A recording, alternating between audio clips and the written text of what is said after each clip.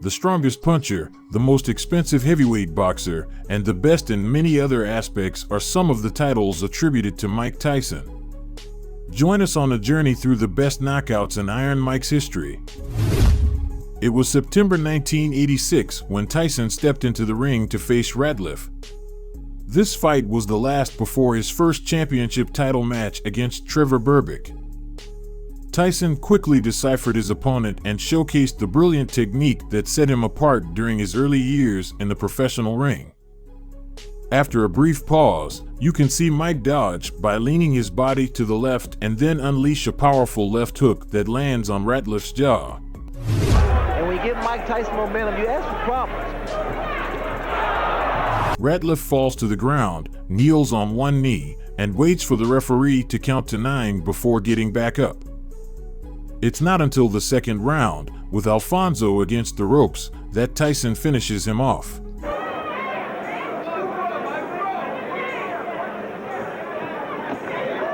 there was a left hand, and Ratliff will sit it out. Right hand, that should be just about it. Davy Pearl looking very closely. And that's all. It's over.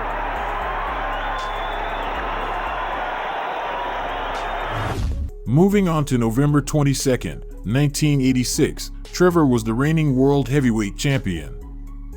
By the end of the first round, Burbik had already missed several hard punches and was on the brink of being knocked out. But he remained standing. Burbik in trouble here.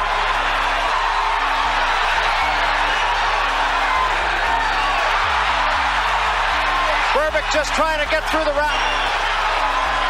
In the second round, Tyson managed to knock him down and continued the attack with a direct uppercut to Burbik's jaw, followed by a left hook to the head. Burbik tries to get up from the canvas a couple of times, but keeps falling. The fight is eventually stopped by the referee, and Tyson is declared the winner by technical knockout, becoming the youngest world heavyweight champion in history. That was a right to the body and an uppercut to the head, and Burbik is down.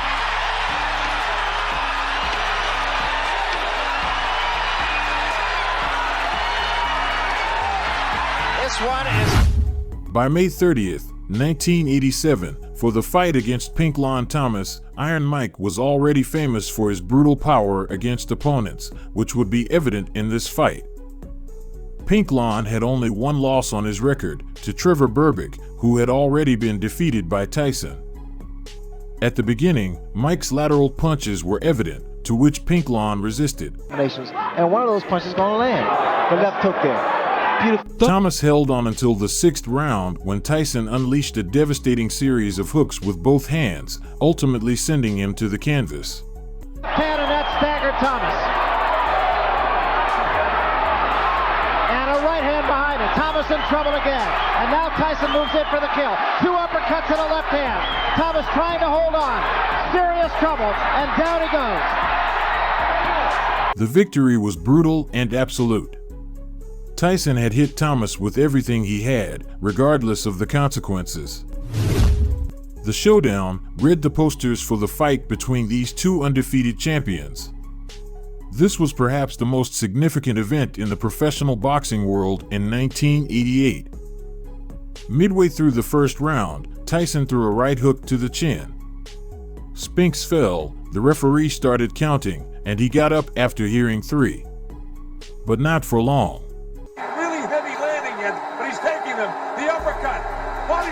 Down goes Mike Spinks for the first time. Thanks to a powerful combination of left and right punches directly to his head, Spinks found himself on the canvas again. It took only 91 seconds of the first round for the fight to end. Many of Tyson's opponents were knocked out for the first time in a match against him. Larry Holmes can relate to this case. Holmes insulted Tyson repeatedly at the start of the fight. Mike didn't take it well, and it was quite evident. During the fight, Iron Mike didn't hesitate to showcase his animal instinct in full display. Never has received the credit, but he was a great champion in his prime. At age 38, you know. The end came in the fourth round when Holmes was knocked down 3 times. Larry gets nailed with a left left hand, the right hand, digs to the body, goes to throw right hand, gets clipped with a big right hand. After the knockout, Larry experienced a fainting spell and concussion. It was clear he needed a doctor to help him up.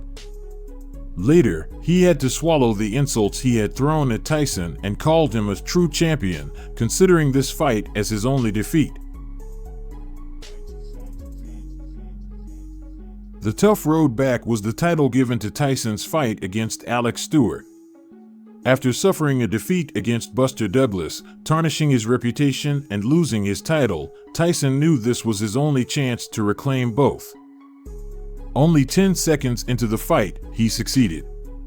Stewart was knocked down with 2 rapid right punches, getting up at the count of 5, only to be knocked down again around the 1.5-minute mark.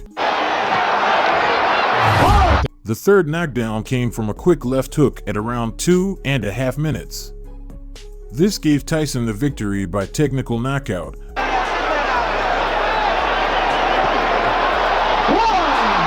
That was a flush right hand. A brilliant win that marked the start of his journey back to the top. By 1995, it could be said that Tyson's fighting style had changed.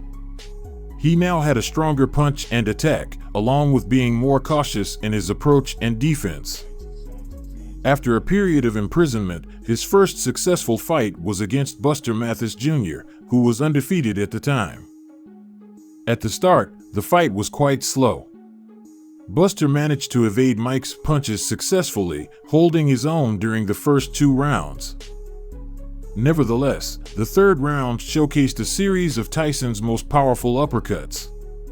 This sent Mathis to the canvas, and the referee counted to 10. That right-footed pivot, swing around on your opponent's side, and then crush. Goes Mathis. See, he stepped back and did it again, stepped off and around, and ripped that up. One of the shortest heavyweight title fights in boxing history took place in September 1996. It took only 1 minute and 49 seconds for Tyson to aggressively attack his opponent. Despite Selden throwing a series of left jabs and using his distinctive tactics, Mike evaded them effortlessly. Selden was first knocked down by a left hook. He got up at the count of 8 but was knocked down once again by another left hook. Back comes Selden, and Tyson with a left hook, and Selden is down on his stomach. Steve, there are 2. Bruce, who rose once more, lost his balance. The referee stopped the fight, giving Tyson the victory by technical knockout. Thus, he became a 3-time world heavyweight champion. By the late 1990s, it seemed like the world was falling apart for Tyson. After a stint in prison and the revocation of his boxing license due to the Holyfield fight, the frequency of his matches changed. He could be seen in the ring approximately once every 6 months, but always against high-ranking opponents. One of these was against Francois Bota, a match for which Mike had only 1.5 months to prepare. Bota had the upper hand during the first 4 rounds, outperforming a Tyson who seemed to lack confidence. The fight went beyond the bell several times, and the fighters had to be separated, causing them to lose many points. Tyson was furious at Bota's taunts, confident in his victory. However, in the 5th round, a right punch from Mike sent Francois to the canvas. First time punch with both. Now again. But Tyson just showing no speed. Punches. A beautiful right hand. Down goes Bota. He may not get up. It was a brilliant knockout that turned the tide of the fight. Tyson began the new millennium by fighting Julius Francis in Europe in January 2000. Although the European audience was confident that Francis would emerge victorious, Tyson showed that expectations don't always align with reality. During the first round, Julius fell to the canvas twice. A hard shot, the body and head. Francis is down with a right uppercut. And he looks very businesslike this time. After a 5th fall in the 2nd round, the referee decided to stop the fight. Thus, the fight ended with a knockout at 58 seconds into the 2nd round. Close to a finish now, Glenn. Yes, it's got to be. Julius is a proud man, and he's trying In the mid-2000s, Tyson would make history once again. He added one of the quickest victories of his career to his record. The fight began with Tyson's powerful hook knocking Lou down, who got up but wouldn't last much longer. 15 seconds. Through this opening round. The referee tried to stop the fight, but Tyson was so immersed in the battle that he ended up hitting the referee in the back of the head. Finally, the fighters were separated, and Tyson was awarded the victory by technical knockout. Everyone expected the fight against Andrew Gallota to be aggressive since he was known for his rough tactics. Gallota was known for the best low blows, while Tyson for continuing to fight after the bell. Mike initiated the fight with his characteristic aggression, while Gallota used his height advantage. Però deve lavorare parecchio con questo sinistro. Gallota proprio per evitare che Tyson accorci la distanza. Speriamo che non sia niente. Gancio destro. After the first round, Gallota repeatedly asked his trainer to stop the fight.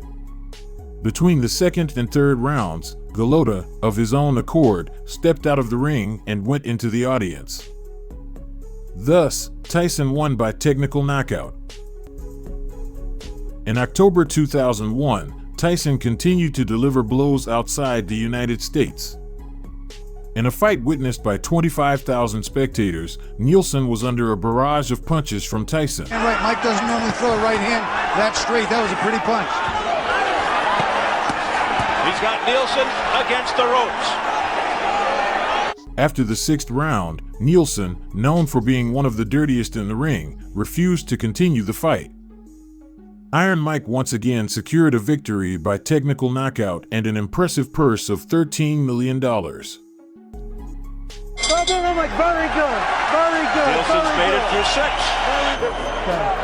Mike Tyson, you win. Retired. Mike. February 22nd, 2003 would be the night when Tyson's last professional knockout could be witnessed. The bout was against Clifford Etienne, who was one of the most spectacular boxers of the early 2000s, according to The Ring. Rumors of Tyson's poor physical condition flooded the sports press before the fight, which perhaps motivated him to end his opponent as quickly as possible. After a somewhat slow start, he threw a right hook that sent Clifford to the canvas. Even after the referee counted to 10, Etienne remained on the floor. Good instructions given by the ref in the early going. Mike gets it from the right hand, and Etienne is down. He was really... At 49 seconds into the first round, Etienne was knocked out. And thus, we conclude with the most legendary knockouts of Iron Mike. Leave us a comment about your favorite one and suggest others you think could have made the list.